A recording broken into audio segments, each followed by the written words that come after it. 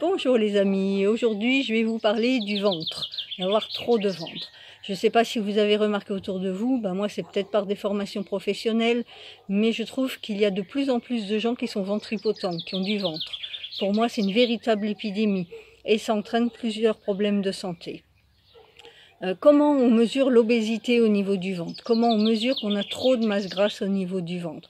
Je dis souvent que ça sert à rien du tout de se peser, parce que dans le poids, on a des muscles, on a de la masse grasse, on a de l'eau, et c'est pas une mesure pertinente. Donc l'IMC, on oublie. Par contre, si on se touche le ventre et qu'on a un bourrelet dans sa main, quand on est debout, quand on est assis, c'est un petit peu plus normal d'avoir un petit bourrelet. Donc quand on est debout et qu'on a un bourrelet dans son ventre, sur son ventre, c'est pas normal. Ou alors quand on est debout et qu'on voit pas le bas de son corps, là non plus c'est pas normal. Ça veut dire qu'on a un excès de masse grasse. Il faut absolument l'enlever. Et pourquoi? Pourquoi est-ce qu'il faut enlever ce ventre? Mais parce que avoir du gras au niveau du ventre, ça veut dire deux choses. D'abord qu'on a une graisse cutanée importante. La graisse cutanée, c'est au niveau de la peau. Et ensuite, qu'on a de la graisse viscérale. C'est celle-ci qui est la plus dangereuse. La graisse viscérale, c'est la graisse qu'on a à l'intérieur du corps, qui se trouve entre les organes. C'est ce qui donne ce côté dur au ventre. Les gens qui ont du ventre, et quand on touche, c'est dur, c'est ça. Ça veut dire qu'elles ont beaucoup de graisse viscérale. Et c'est elle qui est la plus dangereuse. C'est la plus dangereuse parce qu'elle est inflammatoire. D'après de nombreuses études, il est prouvé que quand on a une masse grasse importante, on a une inflammation importante. En fait, au niveau de cette masse grasse, on a des molécules qui s'appellent des cytokines, qui sont en quantité importante, et ce sont ces molécules-là qui sont inflammatoires. On a une augmentation de l'inflammation à cause de cette masse grasse. Et cette inflammation, c'est elle qui va apporter derrière d'autres problèmes, comme du diabète, des problèmes cardiovasculaires. En règle générale, avoir une masse grasse qui est plus importante que la moyenne, ça implique des problèmes articulaires. Des problèmes de dos. C'est comme une femme enceinte, pour compenser le poids qu'elle a devant, elle va cambrer son corps et en général il y a des problèmes de dos. On va compenser avec le dos pour s'équilibrer. Et l'équilibre du corps se fait en premier avec la sangle abdominale et avec les muscles dorsaux. Ça va pas l'un sans l'autre. Pour avoir un bon équilibre, il faut avoir une bonne sangle abdominale et des bons muscles dans le dos. C'est pour ça que je fais un challenge ventre plat et que je ferai un challenge dos bientôt. Donc ça va entraîner donc des problèmes de dos, des problèmes articulaires, des problèmes au niveau des genoux.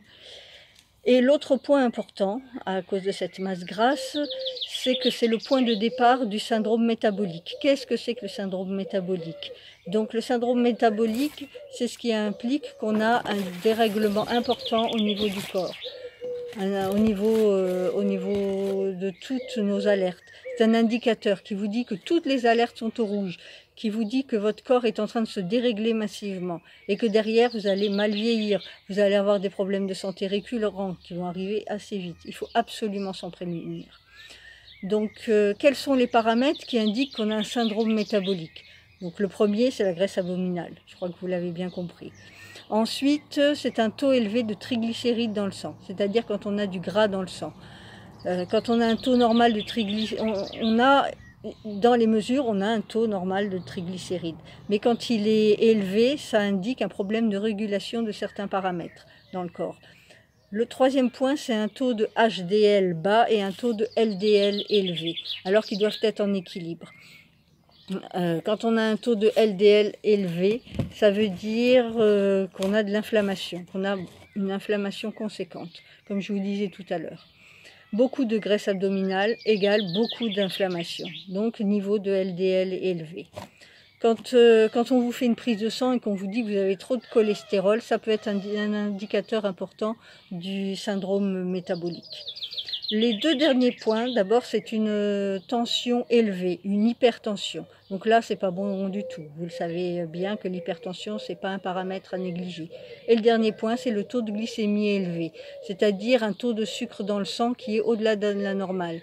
un taux de sucre à jeun, évidemment, hein, pas après un bon repas.